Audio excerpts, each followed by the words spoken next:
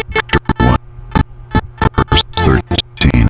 Let no man say when he is I am tempted of God, for God cannot be tempted with evil, neither tempteth he any man. Inspiration. We often blame God for struggles in our lives.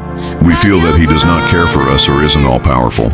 We ask why he isn't parting seas or moving mountains for us. Sometimes it's tempting to blame God and stop trusting him altogether. God does not tempt us to reject him. And struggles occur because we live in an imperfect world. God uses our hardships to grow closer to us by strengthening our character and faith.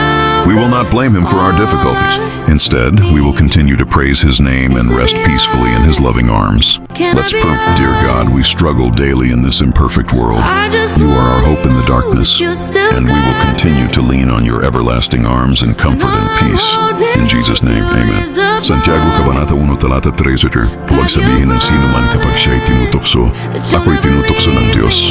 Sapagkat ang Diyos ay hindi matutukso sa kasamaan, at hindi rin niya tinutukso ang sino man. Inspirasyon. Madalas nating sinisisi ang Diyos sa mga pagsubok sa ating buhay.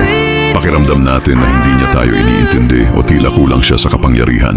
Tinutukso tayong magtanong, bakit hindi niya ginagalaw ang bundok ng ating problema? Ngunit ang totoo, hindi tayo tinutukso ng Diyos para talikuran. Siya, ang mga pagsubok ay bahagi ng pagiging makasalanan ng mundo. Ginagamit ng Diyos ang mga ito para mas mapalapit tayo sa Kanya. Pinalalakas ang ating karakter at pananampalataya. Hindi natin siya sisisihin sa ating mga paghihirap.